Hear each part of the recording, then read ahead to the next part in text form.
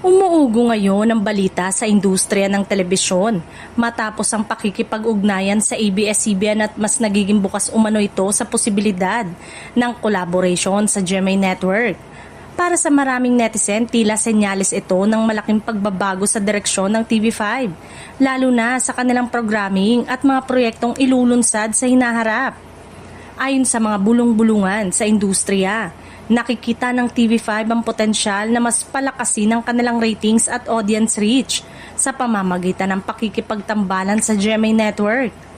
Kilala ang GMA sa malawak nitong reach sa masa at matibay na programa sa drama, balita at entertainment, bagay na maaaring maging malaking tulong sa TV5 para sa mas agresibong pagbabalik sa primetime wars.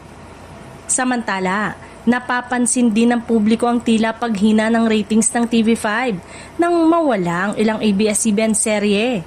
Dahil dito, lumalakas ang espekulasyon na posibleng magbago na talagang estratehiya ng TV5 sa pagpili ng mga bagong magiging kapartner nito sa industriya. Maraming netizen ang hati ang opinyon sa isyong ito.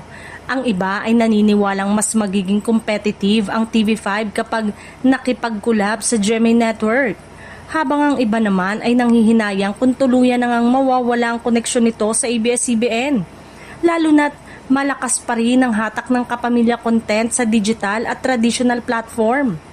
Sa ngayon, wala pang opisyal na pahayag mula sa TV5, GMA Network o ABS-CBN tungkol sa tunay na estado ng kanilang ugnayan.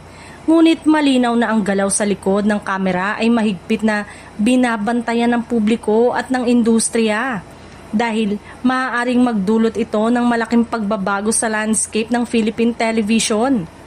Kung sakaling matuloy ang mas pinakamalakas na kolaborasyon ng TV5 at GMA Network, posibleng makakita ang mga manonood ng mga bagong programa, artista at format na hindi pa nila nasasaksihan noon.